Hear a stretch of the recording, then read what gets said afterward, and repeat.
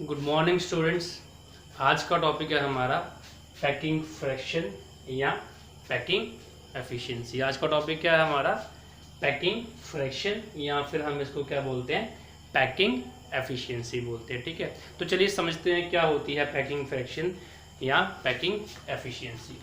तो चलिए मैं मान लेता हूँ कि मेरे पास ये एक कोई क्रिस्टल है। ठीक है, मैंने ये मान लिया कि मेरे पास कोई एक ही क्रिस्टल है। अब आपको पता है कोई भी क्रिस्टल जो है वो कैसे बनता है, जब कंस्टिट्यूएंट पार्टिकल जो है वो प्रॉपर तरीके से 3 डायमेंशन में अपने आप को अरेंज करते हैं। ठीक है, तो मैं मान लेता हूँ कि इस क्रिस्टल का जो कंस्टिट्यूएंट पार्टिकल है वो एक स्फेयर है। ठीक है, तो इस तरीके से यहाँ पे स्फेयर अरेंज हुए होंगे ना, इस तरीके से यहाँ पे क्या होंगे, स्फेयर्स आपके अरेंज हुए होंगे। ठीक है, इस तरीके से आपके स्फेयर जो है यहाँ पे अरेंज हुए होंगे। राइट,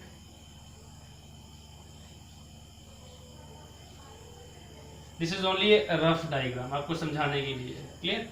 तो क्या होगा, इस तरीके से आपके जो कॉन्स्टिट्यूएंट पार्टिकल्स हैं वो अरेंज होते हैं, है ना, क्योंकि सॉलिड्स में क्या होता है, कंस्टिट्यूएंट पार्टिकल साथ साथ जुड़े होते हैं। तो मान लेते हैं कि ये हमारे पास एक क्रिस्टल है। अब आप अगर ध्यान से देखो इस क्रिस्टल को, तो टोटल स्पेस कितनी है क्रिस्टल की, इतनी स्पेस है। ठीक है, जिसमें हमारा क्रिस्टल है। ठीक है, लेकिन अगर आप ध्यान से देखो क्रिस्टल किससे बनता है, कंस्टिट्यूएंट पार्टिकल से, है ना। तो जो टोटल स्पेस है क्रिस्टल की, उसमें से जो कंस्टिट्यूएंट पार्टिकल्स ने जो स्पेस ऑक्यूपाई की है या जो स्पेस फिल की है वो टोटल स्पेस नहीं है। अब ध्यान से देखिए, इतनी स्पेस हमारे पास अवेलेबल थी, तो क्या कंस्टिट्यूएंट पार्टिकल को जब मैंने टाइटली क्लोज करके भी डाला, तो क्या ये टोटल स्पेस जितनी ऑक्यूपाइड है, जितनी अवेलेबल है, उसको क्या ये ऑक्यूपाई कर पाए हैं? ध्यान से देखिए, ये टोटल स्पेस है क्रिस्टल की, मैंने एकदम जोड़ के कंस्टिट्यूएंट पार्टिकल लगाए हैं साथ में। तो क्या इन कंस्टिट्यूएंट पार्टिकल जो मैंने एकदम साथ जोड़ के लगाए हैं, क्या ये टोटल क्रिस्टल की स्पेस को ऑक्यूपाई कर पा रहे हैं? नहीं कर पा रहे। अब ध्यान से देखोगे तो कुछ स्पेसेस जो है वो क्या रह जाती हैं, खाली रह जाती हैं। लास्ट लेक्चर में आपने देखा था कि इन स्पेसेस को हम लोग क्या बोलते हैं, वाइड्स बोलते हैं। ठीक है, 2 तरह के बनते हैं 3 डायमेंशन में, tetrahedral void and octahedral wide. तो मतलब कोई भी क्रिस्टल के पास जितनी स्पेस होती है, उसके कंस्टिट्यूएंट पार्टिकल जो है वो टोटल स्पेस को, क्रिस्टल की टोटल स्पेस को ऑक्यूपाई नहीं करते हैं। कुछ स्पेस जो है वो क्या रह जाती है, अनऑक्यूपाइड रह जाती है, मतलब खाली रह जाती है। ठीक है, तो टोटल अवेलेबल स्पेस, क्या टोटल अवेलेबल स्पेस, या आप ऐसे कह सकते हो कि टोटल अवेलेबल वॉल्यूम में से कितनी स्पेस को ऑक्यूपाई कर पाते हैं, टोटल अवेलेबल स्पेस में से कितनी स्पेस को ऑक्यूपाई कर पाते हैं आपके constituent particle, that is called your packing fraction और एफिशिएंसी। बात क्लियर हुई कि टोटल स्पेस जो आपके पास अवेलेबल है उसमें से कंस्टिट्यूएंट पार्टिकल्स कितनी स्पेस को फिल कर पाते हैं, कितनी स्पेस को ऑक्यूपाई कर पाते हैं, that is called our packing fraction और पैकिंग एफिशिएंसी। क्लियर? तो what is the definition of packing fraction? The fraction of total space filled by the constituent particles are called packing fraction। ठीक है, कि जितनी total space available है उसमें से कितनी स्पेस को ऑक्यूपाई कर पा रहे हैं आपके constituent particle, that is your packing fraction, है ना, कि टोटल अवेलेबल स्पेस में से कितनी स्पेस ऑक्यूपाई कर पा रहे हैं। जब आप वो निकालोगे तो एक फ्रैक्शन में वैल्यू आती है, that fraction of the total space filled by the constituent particles are called packing fraction, कि टोटल अवेलेबल स्पेस में से कंस्टिट्यूएंट पार्टिकल जो है वो कितनी स्पेस को ऑक्यूपाई कर रहे हैं। क्लियर? और जो इसमें आपकी वैल्यू आएगी फ्रैक्शन में, अब अगर आप उसको मल्टीप्लाई कर देते हैं 100 के साथ, तो वो आपकी क्या बना देती है, पैकिंग एफिशिएंसी। तो packing efficiency and fraction is both the thing.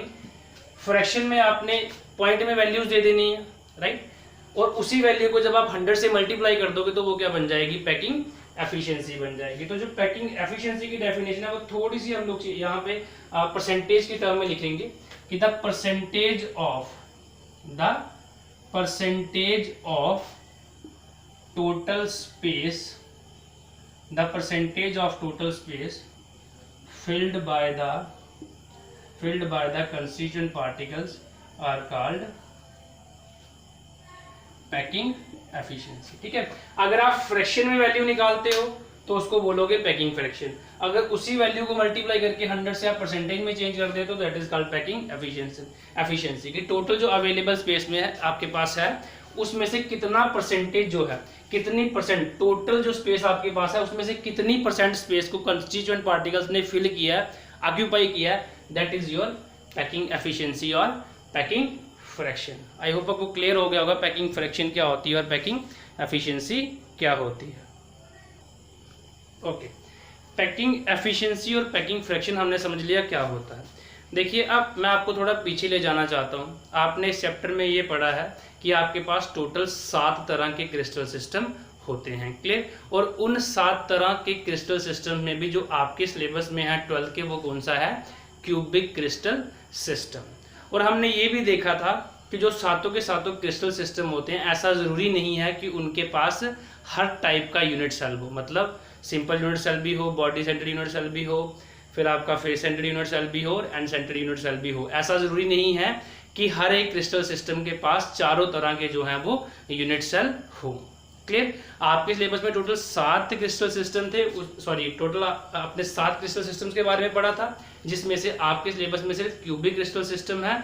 और क्यूबिक क्रिस्टल सिस्टम में जितने तरह के यूनिट सेल आज तक हमें मिले हैं वो कितने हैं, 3 हैं। अगर आपको याद हो पिछला लेक्चर तो वहाँ पे मैंने बताया था कि जो हमारा क्यूबिक क्रिस्टल सिस्टम होता है उसके पास सिर्फ 3 ही तरह के यूनिट सेल होते हैं। कौन सा, एक simple, body centred and face centred, clear.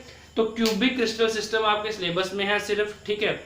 तो क्यूबिक क्रिस्टल सिस्टम के पास 3 तरह के ही यूनिट सेल होते हैं, simple, body centred and face centred, clear. और जो क्यूबिक क्रिस्टल सिस्टम होगा उसका यूनिट सेल कैसा होगा, आपका क्यूबिक यूनिट सेल होगा, क्लियर। तो मतलब जो आपके पास क्यूबिक क्रिस्टल सिस्टम में 3 तरह के यूनिट सेल हैं, simple cubic unit cell, body centred cubic unit cell and face centred cubic unit cell. अब हमने ये देखना है कि इन तीनों तरह के यूनिट सेल में या इन तीनों तरह के यूनिट सेल से मिलकर जो लैटिस बनते हैं उनमें कंस्टिट्यूएंट पार्टिकल्स की पैकिंग फ्रैक्शन क्या होती है, मतलब टोटल अवेलेबल स्पेस में से वो कितनी स्पेस को ऑक्यूपाई कर पाते हैं, क्लियर। ओके, देखिए जैसा कि मैंने आपको बताया कि आपके सिलेबस में सिर्फ क्यूबिक क्रिस्टल सिस्टम है और क्यूबिक क्रिस्टल सिस्टम के जो आपके यूनिट सेल होते हैं आज तक जो क्यूबिक क्रिस्टल सिस्टम में आपको मिले हैं वो सिर्फ 3 ही तरह के यूनिट सेल मिले हैं, simple, face centred and body centred, clear. तो जो इनमें फिर क्रिस्टल बनेंगे उनका यूनिट सेल या तो सिंपल क्यूबिक यूनिट सेल होगा या आपका face centred cubic unit cell होगा या आपका body centred unit cell, body centred cubic unit cell होगा, क्लियर। तो तीनों में से कोई एक होगा, है ना। तो जिस तरह का यूनिट सेल होगा उसी तरह का क्या बनेगा, आपका लैटिस बनेगा, ठीक है। तो हमने तीनों तरह के लैटिस में ये चेक करना है कि टोटल स्पेस जो अवेलेबल है उसमें से कंस्टिट्यूएंट पार्टिकल जो है वो कितनी ऑक्यूपाई कर पाते हैं, ठीक है। तो सबसे पहले हम लोग क्या निकालने जा रहे हैं, पैकिंग एफिशिएंसी इन सिंपल क्यूबिक लैटिस। मतलब ऐसे लैटिस की हम लोग पैकिंग एफिशिएंसी निकालने जा रहे हैं जिसका आपका यूनिट सेल क्या होता है, सिंपल क्यूबिक यूनिट सेल, है ना। हम ऐसे लैटिस की पैकिंग एफिशिएंसी निकालने जा रहे हैं जिसका नाम क्या है, सिंपल क्यूबिक लैटिस। और जो सिंपल क्यूबिक लैटिस होगा उसका आपका यूनिट सेल कौन सा होगा, सिंपल क्यूबिक यूनिट सेल, जो कि मैंने यहाँ पे बना रखा है, ठीक है। और आपको पता है कि ये जो यूनिट सेल होता है इसके हर एक कॉर्नर पे क्या होता है, सिंपल जो आपका यूनिट सेल होता है, सिंपल क्यूबिक यूनिट सेल, उसके हर एक कॉर्नर पे क्या होता है, एक कंस्टिट्यूएंट पार्टिकल होता है। अगर आपको याद हो जब हमने स्पेस लैटिस के बारे में पढ़ा था तो मैंने क्या बोला था कि जो ये पॉइंट्स होते हैं ये बेसिकली किसको रिप्रेजेंट करते हैं, कंस्टिट्यूएंट पार्टिकल्स को। अगर और डिटेल में देखो तो मैंने एक चीज और बताई थी कि बेसिकली ये जो पॉइंट्स हैं ये क्या रिप्रेजेंट कर रहे हैं, centre of the constituent particle. अगर मैं मान लेता हूं कि ये कंस्टिट्यूएंट पार्टिकल जो स्फेरिकल शेप के हैं तो ये जो पॉइंट है ये क्या रिप्रेजेंट कर रहा है, centre of the constituent particles, clear.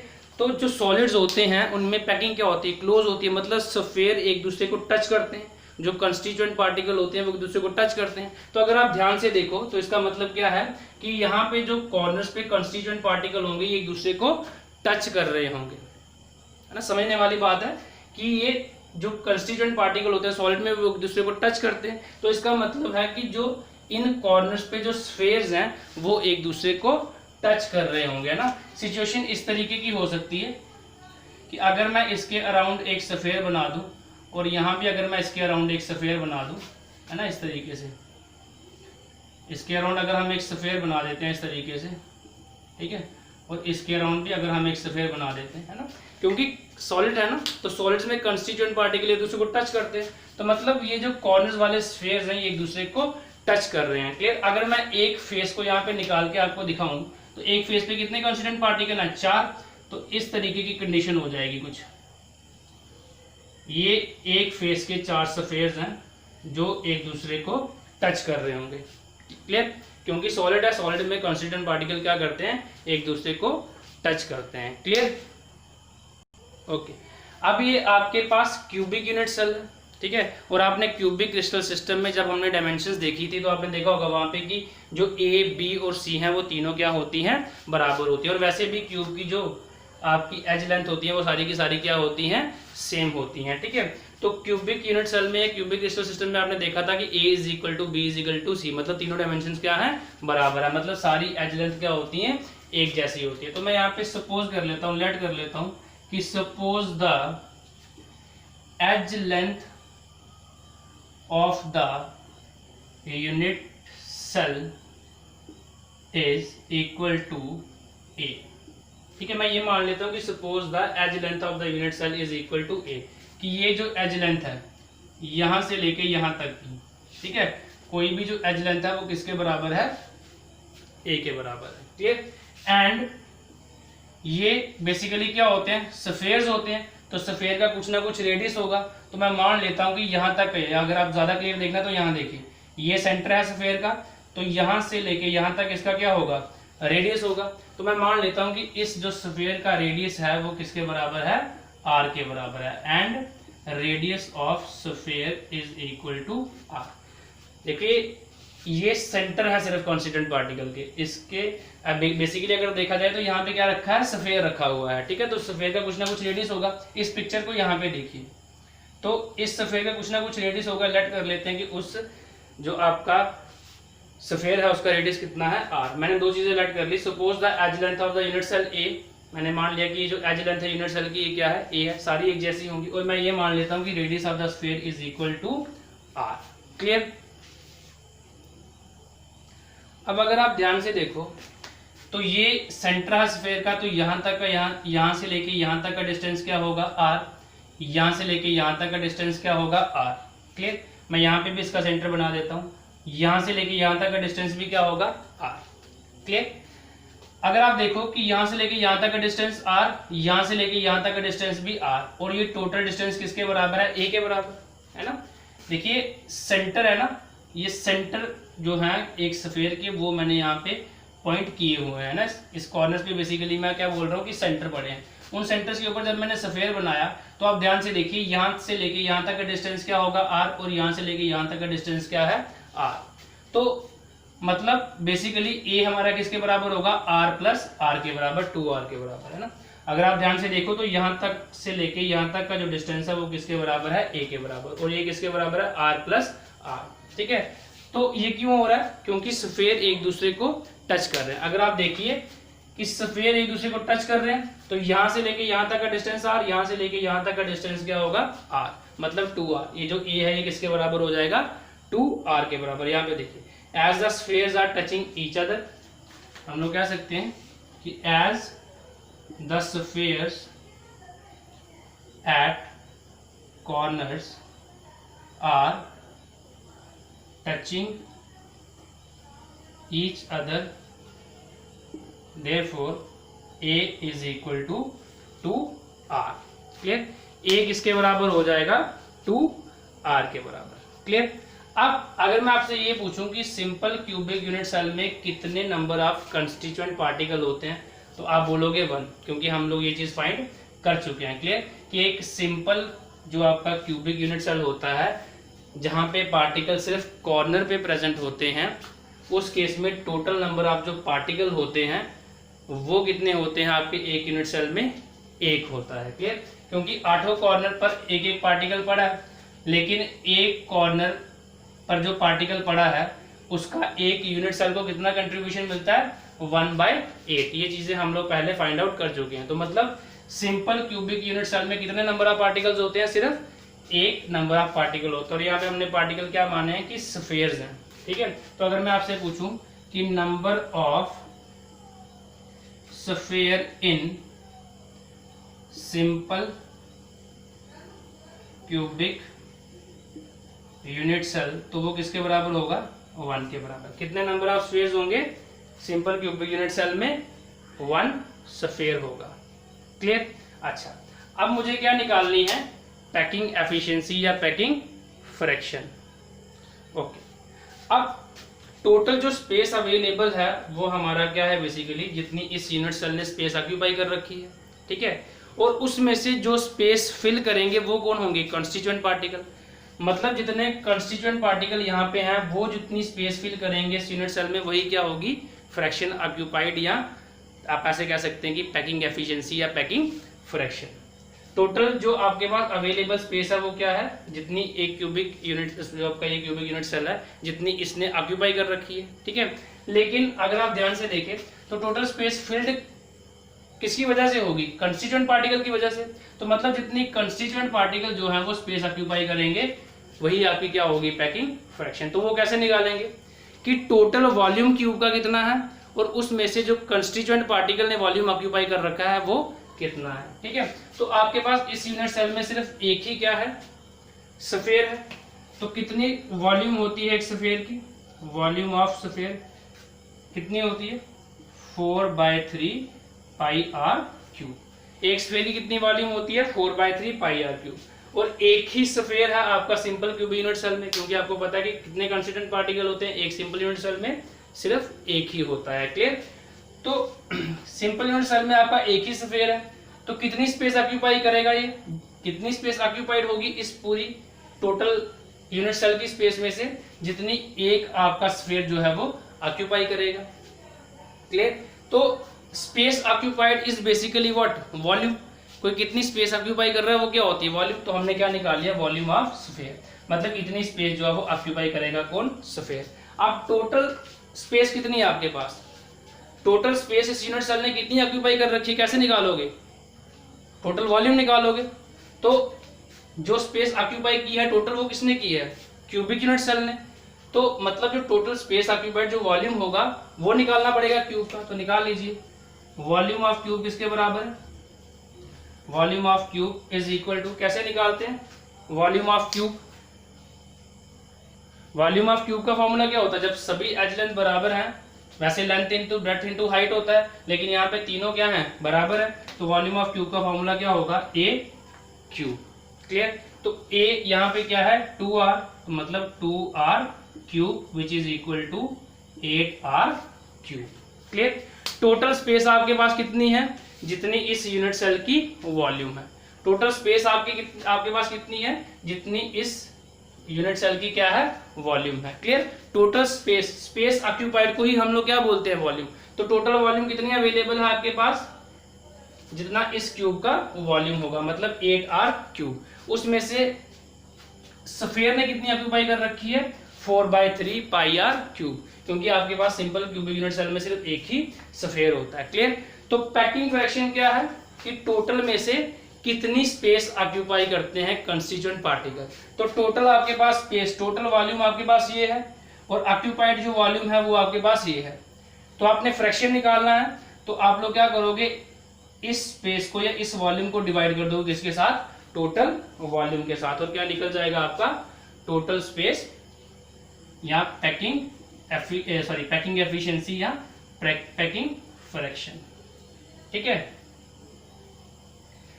तो पैकिंग फ्रैक्शन कैसे निकालेंगे हम लोग? पैकिंग फ्रैक्शन क्या कि टोटल कितनी है? 8r क्यूब, और ऑक्यूपाई कितनी कर रखी है? 4/3 पाई आर क्यूब। तो दोनों को डिवाइड कर दो, जो वैल्यू आपकी आएगी वो क्या होगी? पैकिंग। और यहाँ पे जो वैल्यू आती है दैट इज 0.524। अब ये पैकिंग फ्रैक्शन है, ठीक है। अब अगर पैकिंग एफिशिएंसी निकालनी है तो पैकिंग एफिशिएंसी क्या होती है, परसेंटेज। कुछ नहीं करना है, इसको मल्टीप्लाई कर दो 100 के साथ, तो 52.4%। मतलब अगर आपके पास कोई सिंपल क्यूबिक लैटिस है, अगर आपके पास कोई सिंपल क्यूबिक लैटिस है, तो उसमें जो कंस्टिट्यूएंट पार्टिकल है वो टोटल स्पेस में से कितनी स्पेस ऑक्यूपाई कर पाते हैं, 52.4%, ठीक है। देखिए वॉल्यूम हमने यहाँ पे क्यों लिया, basically space occupied is called volume, है ना। कोई कितनी स्पेस ऑक्यूपाई कर रहा है, that is your volume, clear. तो इसलिए हमने यहाँ पे क्या निकाल लिया, टोटल वॉल्यूम निकाल लिया। हमारे पास कितना है, वो क्या था, क्यूब का वॉल्यूम। और उस वॉल्यूम को कौन फिल करेगा, स्फीयर्स फिल करेंगे।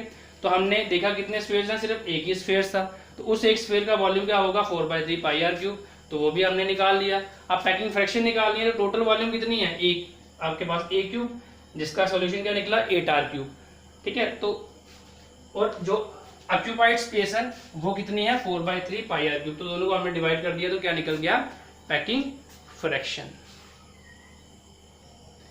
अगली जो पैकिंग एफिशिएंसी निकालनी है वो हमने किस में निकालनी है, फेस सेंटर्ड क्यूबिक लैटिस, मतलब ऐसे लैटिस में जिसका जो यूनिट सेल होगा वो कौन सा होगा, face centred cubic unit cell. अब आपको पता है कि जो आपके पास face centred cubic unit cell होता है उसमें पार्टिकल कॉर्नर्स के साथ साथ कहाँ पे होते हैं, हर एक फेस के सेंटर में भी क्या होता है, कंस्टिट्यूएंट पार्टिकल आपका प्रेजेंट होता है। तो यहाँ पे मैंने एक face centred cubic unit cell बना रखा है, ठीक है। अब हमने ये निकालना है कि एक जो face centred cubic unit cell है उसमें कितनी स्पेस को ऑक्यूपाई करते हैं आपके कंस्टिट्यूएंट पार्टिकल टोटल स्पेस में से, ठीक है।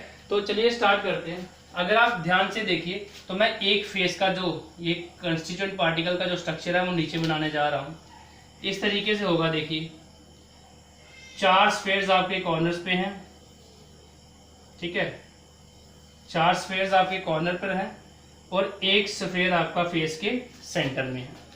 तो इस तरीके की सिचुएशन बनेगी आपकी, अगर आप ध्यान से देखिए तो इस तरीके की सिचुएशन बनेगी कि 4 जो स्फीयर्स हैं वो कॉर्नर्स पर हैं और एक स्फीयर जो है वो फेस के सेंटर में है। मतलब the sphere which is present at the centre of A face that touches with the spheres present at the corner, मतलब जो स्फीयर जो है वो फेस के सेंटर में होता है वो टच करता है किसको, उन स्फीयर्स को जो स्फीयर्स कहाँ पे हैं, एक फेस के कॉर्नर्स पे प्रेजेंट है। तो इस तरीके की कंडीशन बनती है। मतलब अब फेस सेंटर के केस में जो कॉर्नर्स वाले स्फीयर हैं वो एक दूसरे को टच नहीं करते हैं क्योंकि बीच में एक स्फीयर आ जाता है। अब जो कॉर्नर्स वाले स्फीयर्स हैं वो किसको टच कर रहे होते हैं, सेंटर वाले स्फीयर को, आपस में वो टच नहीं करते हैं, क्लियर। अब मैं क्या कर रहा हूं, यहां पे मैं एक कॉर्नर फेस के दूसरे कॉर्नर से जोड़ देता हूं। मैं यहाँ पे एक लाइन बना रहा हूं एक कॉर्नर से दूसरे कॉर्नर तक, और सेंटर में वो लाइन कहाँ से पास हो रही है, आपके उस कॉन्स्टिट्यूएंट पार्टिकल से जो कहाँ पे प्रेजेंट है, फेस के सेंटर में प्रेजेंट है। और ये जो लाइन मैंने यहाँ पे ड्रॉ की है इसको हम लोग क्या बोलते हैं, फेस डायगोनल बोलते हैं। क्या बोलते हैं हम इसे, फेस डायगोनल, ठीक है। आप ध्यान से देखो तो ये एक डायगोनल की तरह दिख रही है, ठीक है। तो क्या बोलते हैं हम इसको, फेस डायगोनल। मैंने क्या करा, कोई भी आप 6 में से कोई भी फेस ले सकते हो, उसके सेंटर में मैंने क्या बना दी, एक फेस डायगोनल। मैं मान लेता हूं कि ये मेरा ए है, ये पॉइंट बी है और ये पॉइंट क्या है, सी है। अब इसी फेस की सिचुएशन को नीचे देखो, ये जो पॉइंट है ये बेसिकली क्या होते हैं, सेंटर होते हैं। मैं क्या कर रहा हूँ कि इस सेंटर के अराउंड एक स्फीयर बना रहा हूँ। यहाँ पे ये वो स्फीयर है जो सेंटर में प्रेजेंट है और ये कॉर्नर्स वाले स्फीयर को टच कर रहा है, ठीक है। तो ये सेंटर होगा स्फीयर का, इस स्फीयर का सेंटर ये होगा, इस स्फीयर का सेंटर ये होगा और इस स्फीयर का सेंटर ये होगा। मैं क्या कर रहा हूँ, इन 3 पॉइंट्स को मैंने ज्वाइन कर दिया, जैसे कि यहाँ पे सेम सिचुएशन नीचे है, और फिर इसको इसके साथ ज्वाइन कर देता हूँ और फिर इसको इसके साथ ज्वाइन कर सकते हो। तो अगर आप सिचुएशन देखो तो बेसिकली यहाँ पे क्या बन गई, एक राइट एंगल्ड ट्राइंगल, ठीक है। इसको हम मान सकते हैं ए, इसको मान सकते हैं बी, इसको सी। यहाँ पे भी हम इस तरीके से कर लेते हैं, इसको मान लेते हैं सी और इसको मान लेते हैं बी, ठीक। अगर आप ध्यान से देखिए तो ये जो ट्राइंगल है ए बी सी, ये क्या बन गई, राइट एंगल ट्राइंगल। यहाँ पे देखिए 3 डायमेंशनल फिगर हम 2 डायमेंशन में समझ रहे हैं तो थोड़ा सा कॉन्सेंट्रेट करना पड़ेगा। तो ये जो फेस है इसकी सिचुएशन मैंने यहाँ पे बनाई है, और अगर आप ध्यान से देखो तो ABC क्या बन गई, बेसिकली एक राइट एंगल्ड ट्राइंगल। अब यहाँ पे सिचुएशन क्या है कि जो सेंटर वाला स्फीयर है वो कॉर्नर वाले स्फीयर को टच कर रहा है, तो क्या कंडीशन निकलेगी, as the sphere at the centre touches the spheres present at corner, therefore ये जो लेंथ है AC ये किसके बराबर हो जाएगी, अगर आप ये AC लेंथ देखो तो ये किसके बराबर हो जाएगी, ध्यान से देखो, देखिए एक स्फीयर है, 2 स्फीयर है और 3 स्फीयर है, बेसिकली 3 स्फीयर आ रहे हैं इस AC की लेंथ में, है ना। तो यहाँ से लेके यहाँ तक का डिस्टेंस R, यहाँ से लेके यहाँ तक का डिस्टेंस R, यहाँ से लेके यहाँ तक का डिस्टेंस R, यहाँ से लेके यहाँ तक का डिस्टेंस R, क्योंकि रेडियस है ना, यहाँ से लेके यहाँ तक भी रेडियस स्फीयर का, यहाँ से यहाँ तक भी रेडियस स्फीयर का, यहाँ से भी और यहाँ से भी क्या है रेडियस ऑफ द स्फीयर। तो कितने R आ रहे हैं, R plus R plus R plus R मतलब 4R, तो 4R। AC किसके बराबर हो जाएगा, 4R के। अगर आप इस डायग्राम से देखो तो AC किसके बराबर आ जाएगा, 4R के बराबर, क्लियर। और AC यहाँ पे क्या है, फेस डायगोनल है। बट अगर हम राइट ट्राइंगल में देखें ABC में, but in right triangle ABC, अगर हम राइट ट्राइंगल ABC देखें, ये वाली ABC यहाँ से देख ले, यहाँ से देख लो सिचुएशन, जो AC है हमारी वो क्या है, हाइपोटेन्यूज, ये हमारा बेस है और ये हमारा क्या है, परपेंडिकुलर, तो यहाँ पे हम लोग PGD लगा सकते हैं। तो इन ट्राइंगल ABC अगर हम देखें तो AC स्क्वायर किसके बराबर होगा, AB square plus BC square, तो AC किसके बराबर होगा, under root AB square plus BC square, और AB हमारा किसके बराबर है, यहाँ पे अब ध्यान से देखिए, AB आपका क्या है, एज लेंथ, और एज लेंथ को हम किससे डिनोट करते हैं, इसके पिछले पार्ट में देखा हम A से करते हैं, तो AB किसके बराबर आ जाएगा, A के बराबर, तो AB का स्क्वायर है तो यहाँ पे A स्क्वायर, BC भी क्या है आपका एज लेंथ है, तो एज लेंथ A से लिखते हैं हम लोग, तो BC भी हमारा किसके बराबर होगा, A के बराबर, तो BC स्क्वायर है तो A स्क्वायर। तो इसको सॉल्व करोगे तो क्या आ जाएगा, under root 2 A square which is equal to under root 2 A। तो AC आपका किसके बराबर आ गया, अंडर रूट 2 A के बराबर। तो देखिए यहाँ पे हमने AC की 2 वैल्यूज निकाल ली, एक हमने इस तरीके से निकाली कि जो स्फीयर टच कर रहे हैं, सेंटर वाले स्फीयर कॉर्नर वाले को टच कर रहे हैं, तो AC की वैल्यू किसके बराबर, 4R के बराबर। अब जब हमने राइट ट्राइंगल ली तो उसमें हमारा AC किसके बराबर आया, 2A के बराबर, मतलब AC 2 अंडर रूट 2 A के बराबर भी है, 4R के बराबर भी है।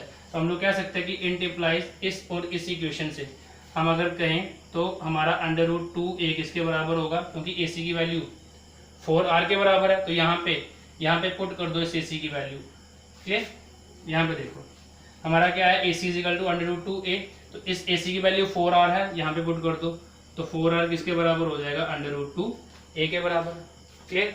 तो यहाँ से हम लोग A की वैल्यू निकाल सकते हैं, इट इम्प्लाइज A हमारा किसके बराबर आ जाएगा, 4R upon under root 2, clear,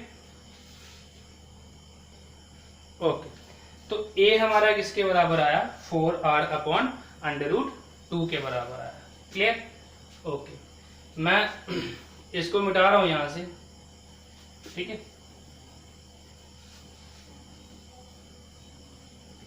A हमारा किसके बराबर आया, 4R अपॉन अंडर रूट 2 के बराबर, ठीक है। A किसके बराबर आया हमारा, मैं यहाँ पे लिख लेता हूँ, A किसके बराबर आया, 4R अपॉन अंडर रूट 2 के बराबर, क्लियर।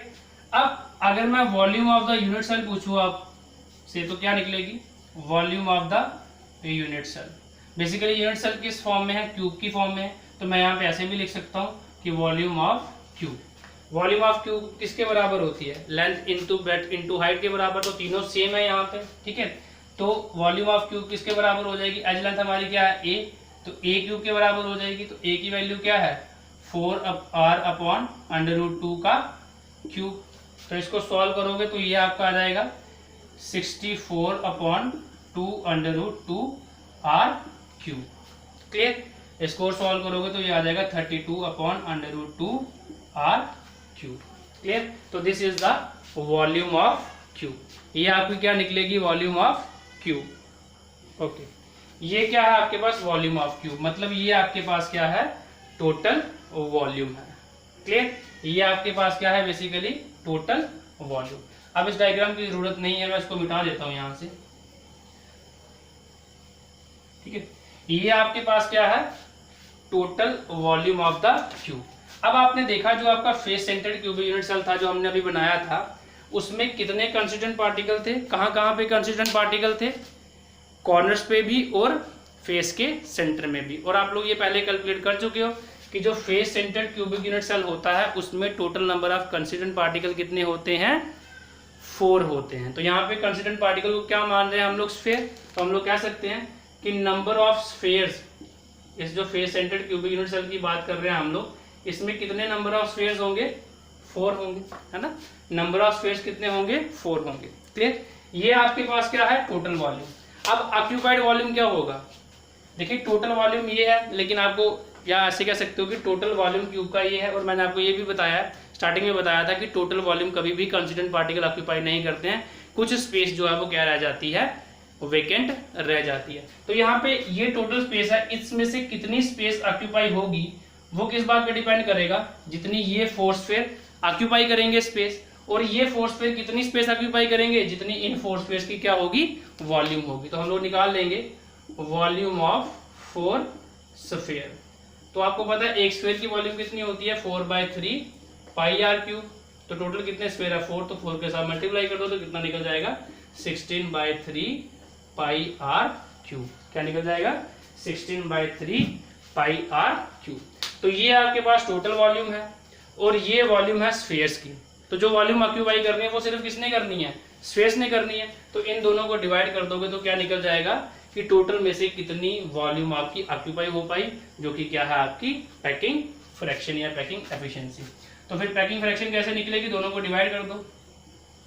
तो 16/3 pi r cube upon 32/√2 r cube.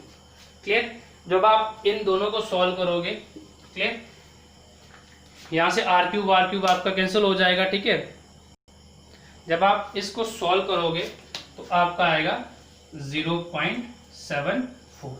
जो आपकी फ्रैक्शन आएगी वो कितनी आएगी, 0.74। अब अगर आपने पैकिंग एफिशिएंसी निकालनी है तो इसको मल्टीप्लाई कर दो किसके साथ, 100 के साथ, तो 74% आपकी क्या निकल गई, पैकिंग एफिशिएंसी। मतलब face centred cubic unit cell के केस में क्या होता है, जो आपकी स्पेस ऑक्यूपाई करते हैं टोटल अवेलेबल स्पेस में से कंस्टिट्यूएंट पार्टिकल वो कितनी होती है, 74%। मतलब टोटल वॉल्यूम में से सिर्फ 74% वॉल्यूम ही क्या हो पाती है, ऑक्यूपाई हो पाती है बाय कंस्टिट्यूएंट पार्टिकल्स। क्लियर।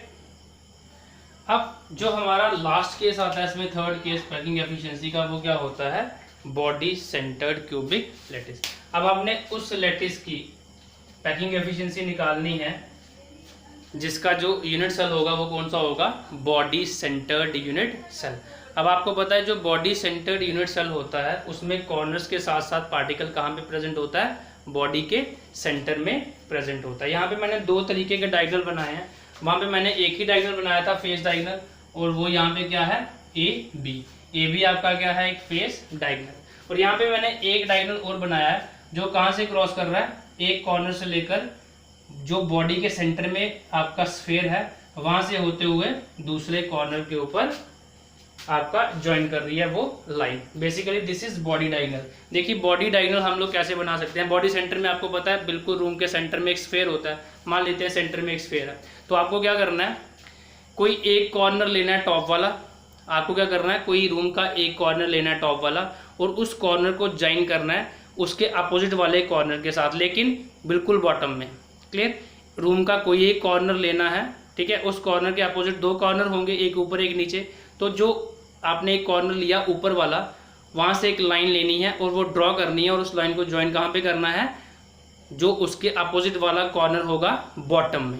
मैं फिर से बोल रहा हूँ कि कोई रूम का एक टॉप का कॉर्नर लेना है और उस टॉप के कॉर्नर से एक लाइन ड्रॉ करनी है और उसको ज्वाइन कहाँ पे करना है, उस कॉर्नर के अपोजिट वाले कॉर्नर पे, लेकिन बॉटम वाले अपोजिट पे। क्लियर? तो वो जो एक लाइन बनेगी उसको हम लोग क्या बोलते हैं, बॉडी डायगोनल। देखिए 3 डायमेंशन का कंसेप्ट है, 2 डायमेंशन में समझाने की कोशिश कर रहा हूँ कि एक कोई कॉर्नर का टॉप आपने लेना है, कोई एक टॉप कॉर्नर लेना है, वहां से एक लाइन ड्रॉ करनी है उसके अपोजिट वाले कॉर्नर पर, लेकिन वो जो अपोजिट वाला कॉर्नर लेना है वो कौन सा लेना है, बॉटम वाला। क्लियर? तो वो जो लाइन बनेगी वो क्या होगी आपकी बॉडी डायगोनल, और वो यहाँ पे क्या है AD। देखिए ये वाला जो फेस है, ये वाला फेस मान लीजिए, ये वाला फेस, ये वाला AC और ये वाला फेस, ये बाहर वाला फेस है, ठीक है, और ये फेस, ये वाला फेस, ये पीछे वाला है। तो मैं इसके एक टॉप वाले कॉर्नर से ले रहा हूँ और उसको ज्वाइन कर रहा हूँ पीछे वाले स्फीयर के बिल्कुल बॉटम में। 3 डायमेंशन में सोचना, एक टॉप का कॉर्नर लिया है और उसके अपोजिट वाले कॉर्नर के साथ लाइन ज्वाइन की है, लेकिन कौन सा वाला अपोजिट,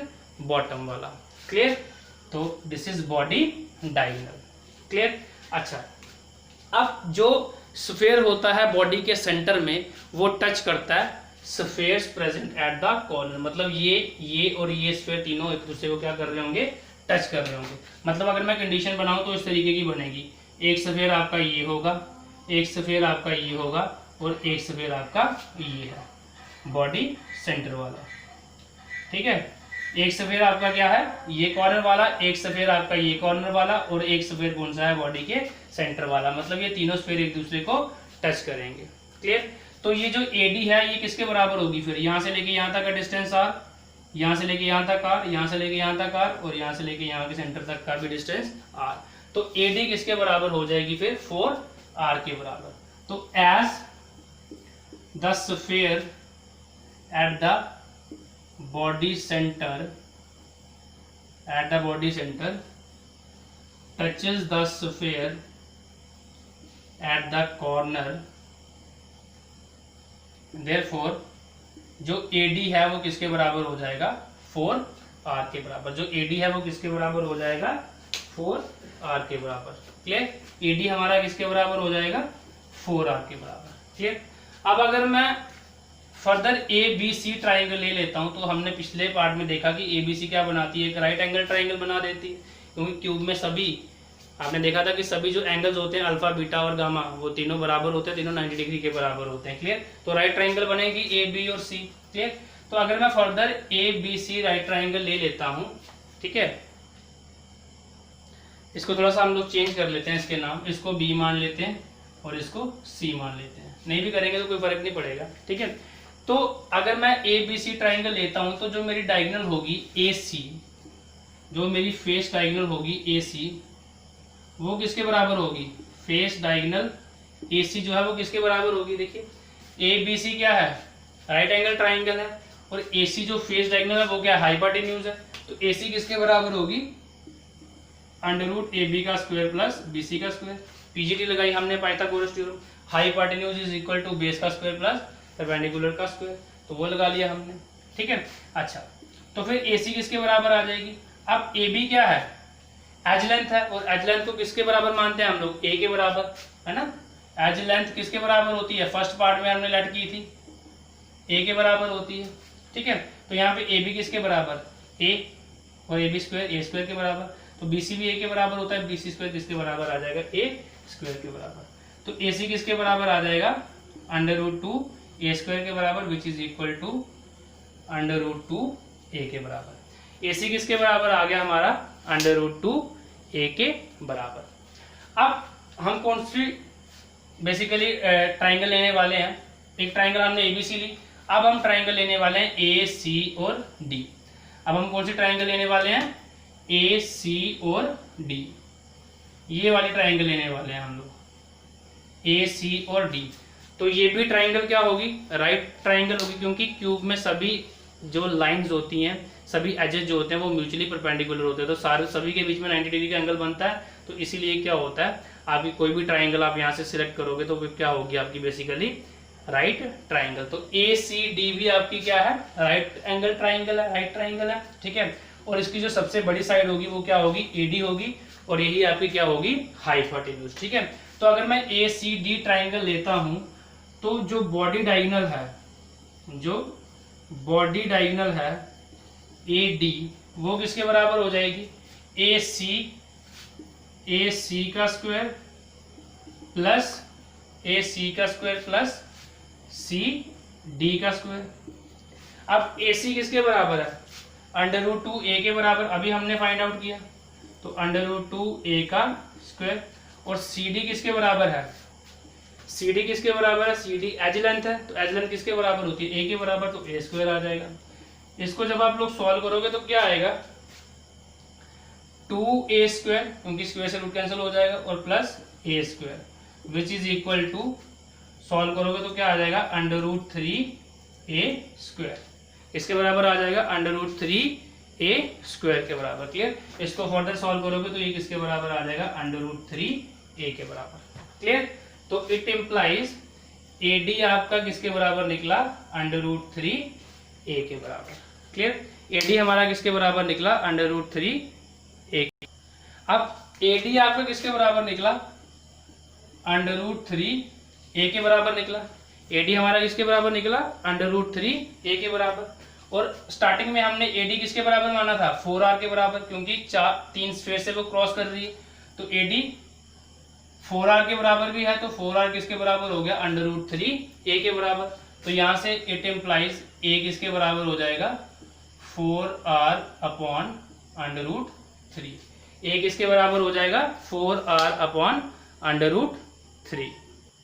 अब हमारे पास a की वैल्यू आ चुकी है, एज लेंथ की वैल्यू आ गई है। अब हम लोग क्या निकाल सकते हैं, वॉल्यूम ऑफ यूनिट सेल या वॉल्यूम ऑफ क्यूब, एक ही बात है। ठीक है, तो वॉल्यूम ऑफ यूनिट सेल किसके बराबर होता है, जो भी आपकी एज लेंथ है उसका क्यूब, क्योंकि सारी की सारी एज लेंथ सेम है। तो a किसके बराबर है, 4 अपॉन √3 का क्यूब, तो ये किसके बराबर आएगा, 64 अपॉन 3 √3 r क्यूब के बराबर। तो क्या आएगी volume of the unit cell, 64 upon 3 √3 r cube. Now this is the total volume, ये बेसिकली क्या है, आपकी टोटल वॉल्यूम। ठीक है, हमें क्या निकालना है कि टोटल वॉल्यूम, टोटल स्पेस में से कितनी स्पेस ऑक्यूपाइड कर रहे हैं कंस्टिट्यूएंट पार्टिकल, ये टोटल वॉल्यूम है। लेकिन टोटल वॉल्यूम में से जो वॉल्यूम ऑक्यूपाइड होगी, जो वॉल्यूम फिल्ड होगी, वो कौन फिल करेंगे, आपकी कंस्टिट्यूएंट पार्टिकल। तो मतलब टोटल वॉल्यूम में से वॉल्यूम जो फिल्ड होगी वो कंस्टिट्यूएंट पार्टिकल फिल करेंगे, और कंस्टिट्यूएंट पार्टिकल कितनी वॉल्यूम फिल करेंगे, जितना उन कंस्टिट्यूएंट पार्टिकल्स का वॉल्यूम होगा। तो हम लोग यहाँ पे कंस्टिट्यूएंट पार्टिकल को क्या मान रहे हैं, स्फीयर। ठीक है, तो जितने स्फीयर्स होंगे वो जितनी वॉल्यूम ऑक्यूपाई करेंगे वही वॉल्यूम टोटल में से ऑक्यूपाई होगी, और फिर दोनों को डिवाइड करके हम लोग क्या निकाल लेंगे, पैकिंग फ्रैक्शन निकाल लेंगे। ठीक है, तो body centred cubic unit cell में हमारे पास टोटल नंबर ऑफ स्फीयर्स कितने होते हैं, 2 होते हैं। तो नंबर ऑफ स्फीयर्स इस यूनिट सेल में हमारे पास कितने होंगे, 2, क्योंकि बॉडी सेंटर्ड यूनिट सेल है ना। बॉडी सेंटर्ड यूनिट सेल में एक स्फीयर प्रेजेंट होता है exactly at the centre of the body, और एक यूनिट सेल प्रेजेंट होता है कहाँ पे, कॉर्नर्स पे। क्लियर, वैसे तो ऑटो कॉर्नर्स पे यूनिट सेल होते हैं, सॉरी आपके कंस्टिट्यूएंट पार्टिकल्स होते हैं, लेकिन एक कॉर्नर पे जो कंस्टिट्यूएंट पार्टिकल है उसका 1/8 कंट्रीब्यूशन ही मिलता है किसको, एक आपके यूनिट सेल को। ठीक है, इसलिए कॉर्नर्स पे जो कंट्रीब्यूशन आता है कंस्टिट्यूएंट पार्टिकल का वो कितना होता है, 1 होता है, और एक पार्टिकल प्रेजेंट होता है कहाँ पे, बॉडी के सेंटर में। क्लियर, तो टोटल नंबर ऑफ स्फीयर्स कितने होते हैं body centred cubic unit cell में, 2। तो ये 2 स्फीयर जितनी वॉल्यूम ऑक्यूपाई करेंगे वही क्या होगी, टोटल में से ऑक्यूपाइड वॉल्यूम, क्योंकि ये टोटल वॉल्यूम है, इसमें से कितनी वॉल्यूम ऑक्यूपाई हो पाएगी, जितनी ये स्फीयर ऑक्यूपाई करेंगे, और ये स्फीयर कितनी वॉल्यूम ऑक्यूपाई करेंगे, जितना इनका क्या होगा, खुद का वॉल्यूम होगा। तो अब निकाल लेते हैं वॉल्यूम ऑफ 2 स्फीयर्स। तो एक स्फीयर का वॉल्यूम 4/3 पाई r क्यूब, तो 2 है तो 2 के साथ मल्टीप्लाई कर लो, तो 8/3 पाई r क्यूब। तो this is the volume of 2 spheres. तो फिर पैकिंग फ्रैक्शन कैसे निकलेगी, पैकिंग फ्रैक्शन कैसे निकलेगी, टोटल आपका वॉल्यूम ये है, ठीक है, 64/√3 r क्यूब, और जो वॉल्यूम ऑक्यूपाई करेंगे वो कौन करेंगे, स्पेस। जितनी ये स्फीयर जितनी वॉल्यूम फिल करेंगे, जितनी स्पेस फिल करेंगे वही क्या होगा, स्पेस ऑक्यूपाइड। तो टोटल आपका वॉल्यूम इतना है, और जो वॉल्यूम फिल होगा स्फीयर से वो वॉल्यूम कितना होगा, 8/3 पाई r क्यूब। तो इन दोनों को जब आप डिवाइड करोगे तो जो वैल्यू निकलेगी वो आपकी क्या होगी, पैकिंग फ्रैक्शन। और यहाँ पे जो वैल्यू निकलती है वो निकलती है 0.68। क्लियर। तो this is the packing fraction in case of body centred cubic unit cell. अब अगर आपने पैकिंग एफिशिएंसी निकालनी है तो क्या करना है, कुछ नहीं करना, ये जो फ्रैक्शन की वैल्यू निकली है 0.68 की, इसको मल्टीप्लाई करना है 100 के साथ। तो what is the packing efficiency in case of body centred cubic unit cell? 68%। Clear. तो these are the packing efficiency in simple cubic lattice, face centered cubic lattice and body centered cubic lattice। मैं फिर से जल्दी से revise कर देता हूँ। हमने क्या पढ़ा? हमने पढ़ा पैकिंग एफिशिएंसी इन क्यूबिक क्रिस्टल सिस्टम। ठीक है, कि क्रिस्टल्स में जो पैकिंग एफिशिएंसी किस तरीके की होती है। क्लियर। यहाँ एक क्यूबिक क्रिस्टल जो आपके पास अवेलेबल है उसमें से टोटल स्पेस में से कितनी स्पेस जो है वो ऑक्यूपाइड होती है। बेसिकली क्या पढ़ा हमने? पैकिंग फ्रैक्शन या पैकिंग एफिशिएंसी। क्लियर। तो जैसे कि मैंने स्टार्टिंग में आपको बताया था कि टोटल जो स्पेस अवेलेबल होती है क्रिस्टल की, उस सारी स्पेस को कंस्टिट्यूएंट पार्टिकल जो है ऑक्यूपाई नहीं कर पाते, कुछ स्पेसेस खाली रह जाती हैं। क्लियर।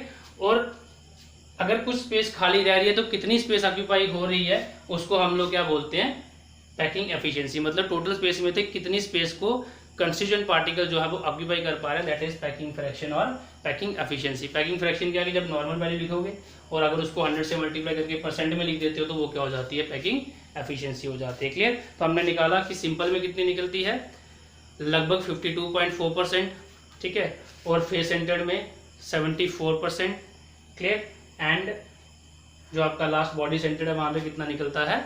68%। क्लियर। तो सबसे ज्यादा स्पेस ऑक्यूपाई किस केस में होती है? फेस सेंटर्ड क्यूबिक लैटिस के केस में। क्लियर। और फेस सेंटर्ड क्यूबिक जो यूनिट सेल है वो बेसिकली आपका कौन से क्रिस्टल बनाता है? हेक्सागोनल क्लोज पैकिंग वाले और क्यूबिक क्लोज पैकिंग वाले क्रिस्टल बनाता है। और दोनों में ही क्या होता है? बेसिकली आपका 74% क्या होती है? पैकिंग एफिशिएंसी होती है। तो this is all for today. कोई भी डाउट होगा तो कमेंट सेक्शन में बोल देना। Thank you very much. जय हिंद, जय भारत।